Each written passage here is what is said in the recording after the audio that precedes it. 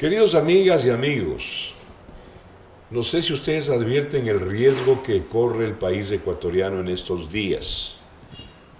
Si han oído la palabra balcanización, que significa escisión, división, contraposición violenta de una que fue unidad.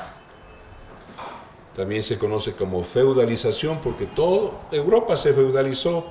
Ese gran imperio romano, cuando cayó, se convirtió en un mosaico de pequeños ducados, condados, marquesados, en fin. ¿No es cierto? Se feudalizó. Era un mosaico Europa. Eso se conoce como la noche de los tiempos, duró 1000 años. Eso nos puede volver a pasar.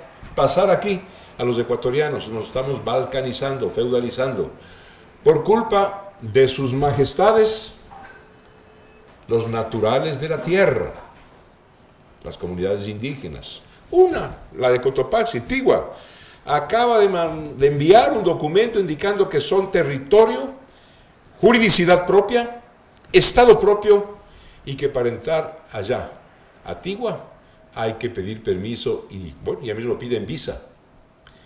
De esto vamos a hablar con el doctor Ramiro Rivera, constitucionalista, catedrático universitario y un experto en la materia, que va y viene como lanzadera entre España y Ecuador, y sabe lo que le ha pasado a España por este mismo fenómeno, y que le amenaza nuevamente a la madre patria. Ramiro, es un gusto verte. Marcelo, gracias por tu invitación. Me parece que tú pones el contexto perfecto y adecuado.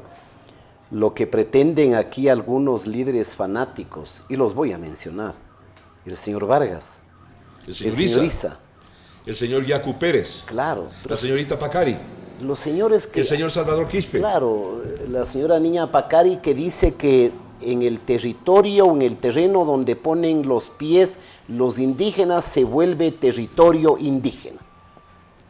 ¡Qué barbaridad! O estos señores que pretendieron establecer el estado de emergencia en sus territorios y prohibir que las Fuerzas Armadas ingresen. El señor Vargas, que exhortó a la cúpula militar para que dé el golpe de Estado. Los que dicen que tienen territorio propio y que el producto del subsuelo es de ellos. Pregunta a las Fuerzas Armadas. General Jarrín, a quien respeto porque es un muy buen señor.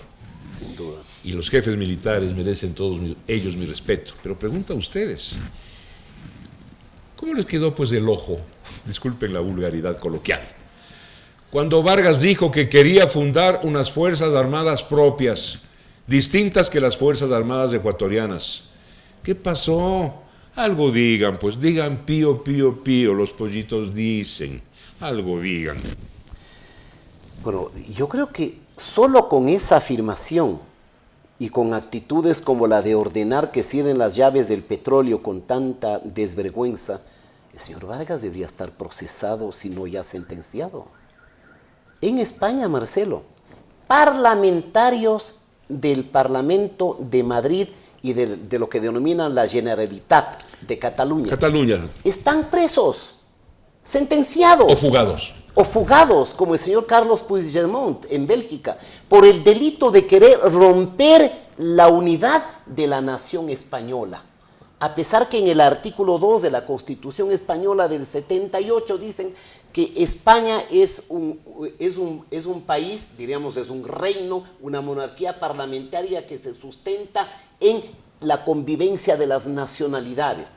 Pero estos señores de acá, que no sé qué andarán leyendo, qué catecismo les influirá, qué dogmatismo los manipula, pretenden interpretar la nacionalidad como un nuevo estado paralelo, con justicia propia, con ejército propio, con jurisdicción propia, con territorialidad propia. Ejecutivo propio. Es que es una locura, esa es una locura. En el análisis de la sociología, diríamos, respecto a las nacionalidades, se calcula que en el mundo deben haber sobre 5.000 nacionalidades. ¿Pero qué es la nacionalidad? Digamos, es la suma de un idioma, de una lengua, de una costumbre, de una forma de vivir. Pero además es el sentido de pertenencia que declara. Si en el sentido de pertenencia hay 7% que dice somos indígenas, yo no le puedo decir a Juan Piguave, que dice que es indígena, no, usted va a ser nórdico, blanco, mestizo. No, él tiene el sentido de pertenencia. Una cosa es sentirse con pertenencia a una nación, de costumbres, de lengua ancestral o de tradiciones, y otra pretender erigir esa famosa noción de nacionalidad en Estado soberano. Cuando surge el Estado y se afirma como Estado democrático, la nacionalidad de ese Estado está constituida por una palabra clave: mayoría. Porque el resto de supuestas nacionalidades, que hay que reconocerlas, por minorías, costumbre, por historia, por hábitos, por consuetudo. Sí, por lo consuetudinario. Consuetudo, ¿sí? Así. Hay que reconocerlas, pero son etnias muy respetables. Correcto. Pero en el Estado democrático, en el Estado consolidado, la nacionalidad es unitaria. Se es francés, ¿no es cierto? No se es languedociano, no se es bretón, se es francés. Así es. No se es vasco, no se es catalán, no se es andaluz, se es español. Aquí se es ecuatoriano, Ramiro Rivera. Por supuesto. La nación ecuatoriana, Estado unitario e indivisible. Lo que pasa es que en esa cosa fea que llaman la Constitución de Montecristi, yo me di la tarea, Marcelo, de revisar 4 o 5 actas del capítulo relativo al derecho de resistencia y al derecho a la autodeterminación. Oiga, no hubo debate, no tenían la menor idea de lo que sucedía. Ahí está un señor Virgilio Hernández, me parece, y alguien más que decía cantidad de locuras. Y eso es lo que los tiene confundidos a estos muchachos de la CONAIE, que confunden la autodeterminación de la forma organizativa de su gremio, de su corporación, con autodeterminación de una nación, que confunden el derecho a la resistencia, que debe ser tipificada como resistencia a lo opresivo, a lo negativo, a lo legítimo y a lo ilegal, como resistencia al orden democrático. Eso se llama sedición. Entonces me parece, con todo el respeto, para que Marcelo no se diga pues que somos racistas, que este es un discurso de odio, que nos presenten una denuncia, no es racismo. Es simplemente decirles, señores, pongan los pies en donde deban ponerlos. Son habitantes de una nación unitaria, una república democrática, indivisible, soberana. Ustedes forman parte de una etnia autodenominada nacionalidades, que puede ser 10, 14, 20 o 50, pero hay una sola nación y un solo Estado. Antes de la Constitución de Montecristi, llamada, no quiero utilizar ese término por muy manido, mamotreto, esa ridiculez reglamentaria, ¿no es cierto?, sin pies ni cabeza, yuxtapuesta, contradictoria, folclórica y pintoresca. Esa es la Constitución de Montecristi. Pintoresca. Hubo antes de 1998 donde quien habla fue asambleísta constituyente y quien habla se opuso terminantemente a estos resabios, a estos sesgos políticos, sesgos raciales, Ramiro, porque hay un racismo de contravía allí en estas nacionalidades indígenas, exclusivos y excluyentes y minoritarios, porque apenas son el 6%, y dentro de ese 6% hay grupos escindidos que se canibalizan entre ellos. Hubo un sesgo ideológico, hubo un desconocimiento de la realidad nacional por parte de los asambleístas y hubo una enorme cobardía de los burgueses cobardes que integraron esa asamblea constituyente de 1997-98, Ramiro. Yo levantaba a cada momento la mano para intervenir, porque entregué 18 proyectos de reforma constitucional. Me acuerdo que un ex colega nuestro, ex coideario nuestro, un morlaco, así llaman a los cuencanos, ¿no? Sí. Un Claudio Malo. Claudio Malo González. Sí, se levantó y le molestó que yo intervenía. Creo que es malo, uno es parlamentario, ¿no? Y dijo ese nombre parlamentario, que Marcelo Dotti tiene complejo de inteligente. Pedí un punto de orden, me guardé la modestia en el bolsillo y le dije, mira, Malo, tienes razón en algo, en el adjetivo de inteligente, en el sustantivo no estoy de acuerdo contigo porque lo que tengo no es un complejo, sino una convicción. Sí, es verdad. Pero me opuse a todo aquello, Ramiro. Por supuesto, está Me opuse claro, a todo aquello, fundamentalmente porque allí ya esta burguesía cobarde que bajó la cabeza ante los resabios de un grupo de izquierdistas, clase medianos, porque quienes les soliviantan, quienes les dan pensando a los grupos indígenas muchas veces son los Alberto Acosta Espinosa y similares. Sí, pues, estos pequeños burgueses o burgueses que estaban en la danza del coerreísmo, que luego se espantaron y se decepcionaron. Y antes que eso fueron comunistas. Pero siempre. Por supuesto. Aprovechando la pertenencia a familia distinguida. ¿Eh? Sí. La familia de los Acosta es una familia distinguida. Lo que estamos criticando son las actitudes. Aprovechó no esto Acosta y se metió con su contradicción a ejercitar su veneno, porque es un comunista convencido. Estos o sus equivalentes son los que se han inventado todo este aparataje ideológico, jurídico, político, ¿no es cierto?, sesgado. Sí, tú tienes razón. Detrás de este discurso de Vargas y sobre todo de este joven Isa, yo preguntaba a un ciudadano respetable de la Tacunga y le decía, ¿este señor en dónde estudió? Me dijo, vea Ramiro, no pida mucho. Él estudió en la extensión de la Universidad de la Tacunga y todos sus profesores fueron venezolanos chavistas y cubanos castristas que los trajo el señor Correa.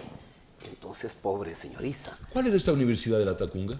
Es alguna extensión de una universidad que funciona en la Tacunga y que lamentablemente durante el periodo del señor Rafael Correa trajo pues un escuadrón, llamémoslo, de profesores ideologizados en el chavismo, ¿no es cierto?, bolivarianista y cubanos castristas. ¿Cómo podemos pedirle que comprenda la evolución de la sociedad, que comprenda que en la política hay que tener tolerancia y pluralismo y sobre todo que hay que respetar la diversidad, que hay un principio de igualdad ante la ley, que hay un principio democrático del derecho político, del derecho constitucional, donde yo como minoría tengo derecho a gritar, a patalear, hasta obstruir, hasta molestar, pero no tengo derecho a imponer la guerra, no tengo derecho a imponer mi resentimiento o mi discurso de odio o de revancha contra o mi punto de vista, respetabilísimo a la gran mayoría.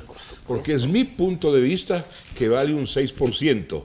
No puedo imponer el 6%, ¿no es cierto?, al 94% restante. Claro, fíjate tú, Marcelo, que se inventan este famoso Parlamento de los Pueblos, donde dizque sale el modelo económico, hecho pues por un tal Dávalos, me parece, Pablo Dávalos. Uno que funge de economista. Más perdido que los marcianos, así es, por favor. Así es. O el señor Acosta, dando la fórmula para el Ecuador, exactamente la misma fórmula chavista, la misma fórmula de Evo Morales. Venezolana. La misma fórmula venezolana cubana. O nicaragüense o cubana. Por el amor de Dios. Se les debe pedir un poquito de lucidez y de sensatez. Sentido común.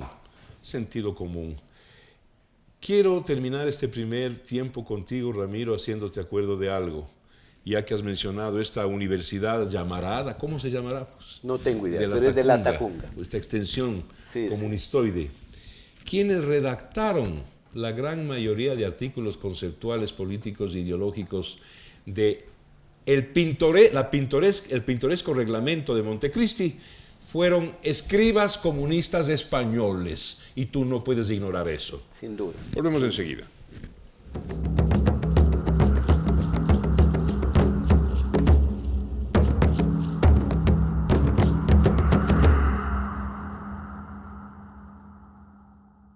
Volvemos, gracias a ustedes, con el doctor Ramiro Rivera Molina, analizando esta amenaza que no la habíamos recibido ni siquiera de los peruanos cuando fueron nuestros enemigos, porque nunca nos quisieron invadir más allá de lo que se llevaron a punta de chirlazo, ¿sí? Siempre respetaron pues la territorialidad que nos dejaron. Ahora resulta que están reclamando territorio unos peores que aquellos peruanos que fueron nuestros adversarios. Siempre me opuse a la palabra Pachacútec. ¿Sabes por qué, Ramiro? Porque significa en quichua territorio en expansión y viene del Cusco, viene del conquistador inca. Me opongo a Pachacútec, el inca Pachacútec, el inca imperialista que se tragó a lo que se llamaba estas confederaciones del norte, ¿no es cierto?, se tragó en menos de 50 años y las pisoteó. Me opongo al término Pachacútec. Sí, pues detrás de a veces de los nombres está las intencionalidades no confesadas, ¿no? Tú decías, Marcelo, que esa cosa llamada Constitución de Montecristi, que es pintoresca desde el lado en que tú la puedas ver, no fue pues escrita por los ecuatorianos. Fue redactada por este famoso Centro de Estudios Sociopolíticos de Valencia, dirigidos por un español de nombre Roberto Viciano. Viciano. Claro, es más, ¿Viciano Marcelo, con N o con V? Viciano con B pequeña. Sí. Y con C. Porque te oí viciado. No, Viciano. Pero me gusta lo primero. Sí, también viciados de fanatismo, viciados de ideologismo, viciados de separatismo. Pero estos sujetos, Marcelo, si tú consultas con los juristas españoles, que hay una famosa asociación de constitucionalistas españoles, este señor no está ni en el puesto 1000, no lo conocen, es un don perfectamente nadie en español. El perfecto pobre diablo que se convierte en personaje con el comunismo. Claro, y él es el que vino e hizo esa constitución que tenemos, donde ponen el derecho a la autodeterminación, donde ponen la justicia indígena. Y tú lo has dicho, ¿qué es la justicia indígena? En el mejor de los casos, como costumbre, no tan civilizada ni tan humana, porque hoy pues pongamos una madre que eduque a su hijo a garrotazo limpio, va a ser denunciada por maltrato. Parte de esa justicia indígena de alguna manera viola principios universales de los derechos humanos, que es la violencia y la tortura, propia del derecho medieval, donde la sentencia era pues 85 latigazos, amarrarle al poste de la Plaza Mayor, desnudarlo para el escarnio y la vergüenza de los vecinos. Y me permito adicionar algo, si tú y la audiencia me dejan. Antes que medieval, ese derecho semibárbaro es un derecho bárbaro.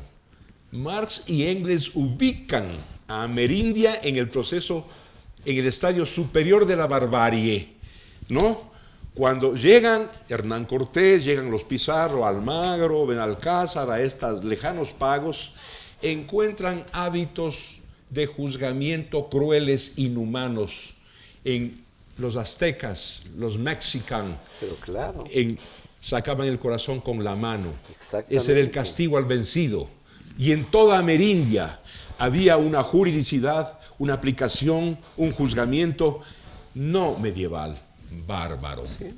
Yo acepto tu acertada observación. Y histórica. Es más, en algunos monumentos precolombinos, en el caso de los aztecas de México, tú puedes encontrar todavía muros llenos de cráneos de personas que fueron asesinadas. Y con vestigios de sangre todavía. Pero por supuesto, y a nombre del sol, a nombre de la erupción de los volcanes, sacrificaban a seres humanos. Su dios, Huitzilopochtli. Y a propósito, ya que estamos tocando estos temas históricos, que no son legendarios, cuando llega Cortés y los españoles a México, los tlaxcaltecas, los propios aztecas, sojuzgados, criminalizados, ensangrentados, reviven su religión y la esperanza de que tenía que llegarles un día un Mesías, un Redentor, un nuevo Dios, que lo llamaban Quetzalcoatl. Claro. Y ven a Cortés, a los barbudos, parecidos a vos, sí, blancos, sí. Y dicen, he ahí Quetzalcoatl, que ha venido a salvar. Y se alían con el Cortés y los españoles y acaban con Moctezuma y con Cuauhtémoc. Así es. Así, y con Aztlán. Impecable resumen, Marcelo. Y a nombre de esta justicia indígena, es el señor Isa que le dice, cuidado pues que el vicepresidente venga a lloriquear luego de que sancionemos con nuestra justicia indígena.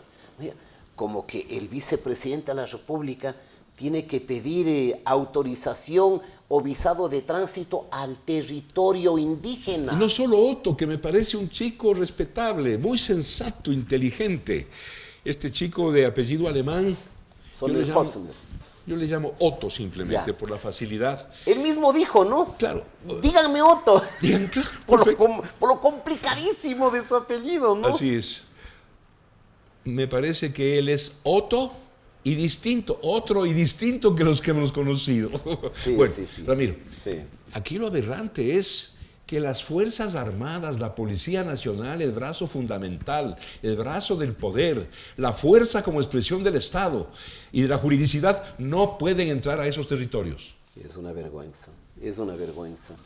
Y estas Fuerzas Armadas que fueron humilladas, degradadas, ofendidas, desnudados, golpeados, escupidos, insultados. Enajenados por Correa. Por favor. Enajenados en el sentido de que les quitaron todas sus heredades, odio, ¿no? Pero por supuesto, porque desmanteló Correa toda la estructura de disciplina y de jerarquía de las Fuerzas Armadas y de la policía. ¿Y tú sabes porque desmanteló todo el aparato de seguridad. ¿Cómo te explicas esta humillación y este atropello?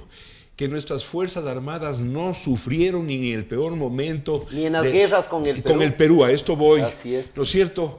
Que ahí haya generales o un generalucho de apellido Obando que un día este sujeto dijo, sí, soy correísta, ¿y qué? Claro. ¿Qué te parece? Así. Bueno, él debería estar en Venezuela, ¿no? Pero no en las Fuerzas Armadas ecuatorianas.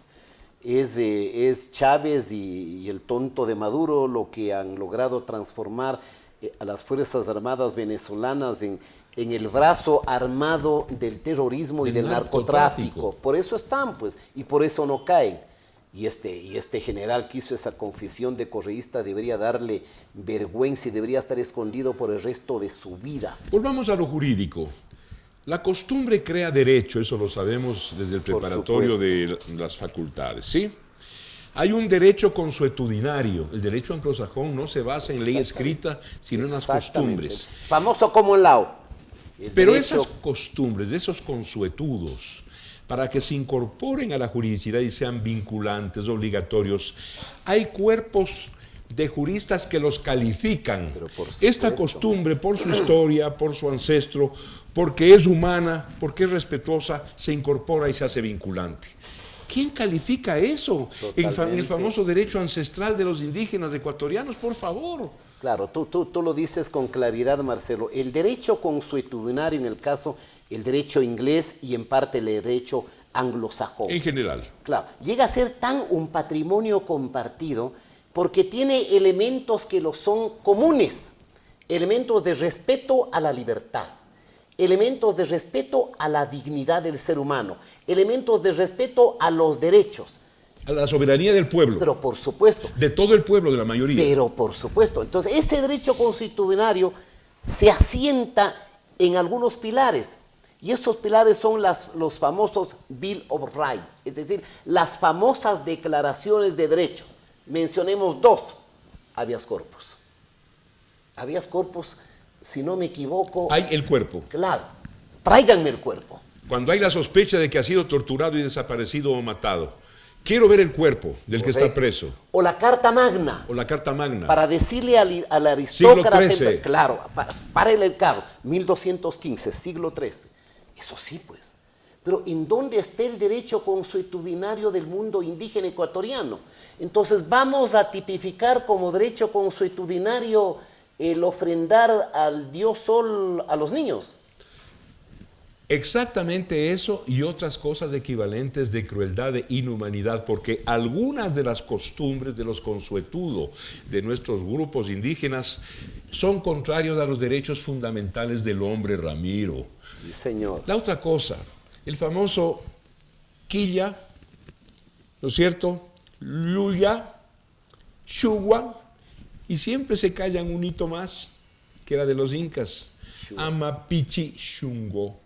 Corazón chiquito, Shungo, corazón, pichi chiquito, no seas cobarde, no seas, me disculpas un término muy toleño, no seas maricón. Sí.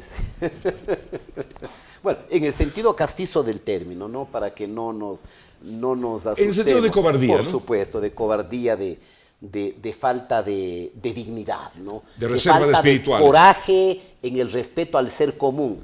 Porque sí, el indígena, el afroecuatoriano, el mestizo, el blanco, el nórdico. Que tú tienes ¿Por qué me señalas? Porque tienes un momentito. No, vikingo, lo que sea, Marcelo. Yo tengo bisabuela indígena, aunque la gente no quiera creerme. Mi bisabuela materna, doña Felisa Suárez, era indígena. A mí a veces me dicen que soy pintoresco porque yo tengo 5 hijos, Ramiro. 2 de los cuales son realmente los más blancos entre los 5. Esos 2, los más blancos, y no voy a decir sus nombres, me nacen con el verde mongólico en el Siquechupa. Así que no me vengas con vikingo, por favor. Pero la pinta, ¿no? Bueno, pero ¿a dónde voy, Marcelo? Que a pesar de las diferencias que podamos tener, faciales, de pelo, de lo que sea, somos seres de condición igual.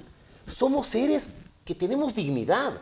Somos seres que debemos respetar y ser respetados. Pero en el discurso de los dirigentes indígenas, no del movimiento indígena, porque como tú le decías al inicio de este diálogo, pretenden homogenizar las comunidades indígenas, como que todas las comunidades indígenas tienen que hacer la venia al señor Issa o al señor Vargas. No, hay indígenas católicos, hay indígenas cristianos, hay indígenas evangélicos. No es mismo el indígena de Cañar que el otavaleño. Hay indígenas prósperos y empresarios y procapitalistas. Orgullosamente empresarios.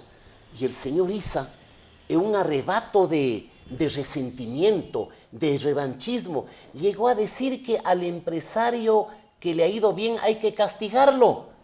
Entonces, es el típico discurso, diría yo, del etnopopulismo, de ese populismo de la miseria humana, que lo que propugna es la igualdad en la miseria. Y en el fondo hay un racismo de contravía. Pero por supuesto. O sea, detrás de este tipo de resentimiento, que ven el otro un enemigo, no el otro ser humano, no el ser humano común con el que puedo organizar un pacto de convivencia civilizado y democrático. Le veo como el malo. Yo soy el indígena bueno, virtuoso, humillado, sacrificado, el Prometeo, y allá están los mestizos que han tenido algún éxito y que tienen que ser castigados. Ahora bien, Ramiro, vamos tú y yo, que hemos coincidido en mucho en esta visión de la vida global, de la vida latinoamericana y la ecuatoriana nuestra, que nos es tan entrañablemente propia. Hay una verdad. Los grupos indígenas, desde que llegaron los conquistadores, se autoaislaron por la imposibilidad de sintonizar 2 culturas diametralmente distintas y dispares en su desarrollo tecnológico. Esta es la verdad. Sí, señor. Otros grupos indígenas, con mayor sentido común, dijeron no, nosotros nos mestizamos. Iniciaron un largo proceso de mestizaje cultural, racial, sanguíneo, intelectual, en todos los órdenes. Y hoy encuentras a nosotros, que no somos ni españoles ni somos indios, somos cholos, somos mestizos. Somos mestizos. Y hay que reconocer como mestizos que debemos empezar a diseñar un mejor trato desarrollista, de inversión, de gasto público, de atención, de dotación de infraestructura a la ruralidad en general, al campesino y a los grupos indígenas que nos dan de comer. Marcelo, me encanta escucharte lo que tú acabas de decir. Y te digo como anécdota, acabo de leer el último libro de Francis Fukuyama. Se llama Identidad. ¿El del fin de la historia? Sí, el del fin de la historia y el último hombre. Él dice, como que lo hubieses leído, Marcelo, exactamente lo mismo.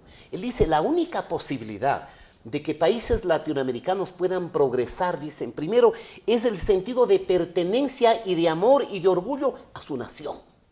El orgullo que tiene el norteamericano, que tiene el escocés, que tiene el canadiense, el australiano. La nación de todos. La nación de todos. Y segundo, dice, que no sean pueblos contemplativos, de esos que están lloriqueando, lamentando y rezando para que Dios les dé alguna limosna, que sean pueblos agresivos en el emprendimiento, dignos en la lucha, que sepan que pueden acumular, que pueden triunfar en el éxito y en la riqueza para su bienestar. Es exactamente lo que dices tú. ¿Y por qué la diferencia, mi querido Marcelo, de indígenas como el otavaleño, que no te está extendiendo la mano para que me den el subsidio? ves un otableño tú en cualquier parte del planeta Tierra comercializando sus tejidos y sus artesanías. Entonces, sí es posible armar eso. Y dialogando o discutiendo o criticando con un nivel intelectivo realmente envidiable. Pero por supuesto. Yo no sé, Marcelo, si tú leíste un artículo que lo publicó el diario El Universo a Lourdes Tibán. Se llaman Yo era así. ¿Cómo no? Oye, les pegó una cueriza al señor Vargas. Cuando era la señorita Tibán. Exactamente. Y ella dice, oye, no hay que ser tan fanáticos, no hay que ser tan mezquinos, no hay que ser tan prepotentes, ni soberbios, ni resentidos. Creernos que porque somos indígenas somos el fenómeno más perfecto del planeta y desperdiciamos el mundo mestizo. Dicen, sean humildes, sean tolerantes, respeten. La lucha no implica el dañar al otro. La lucha implica no renunciar a la convivencia democrática ni al respeto plural.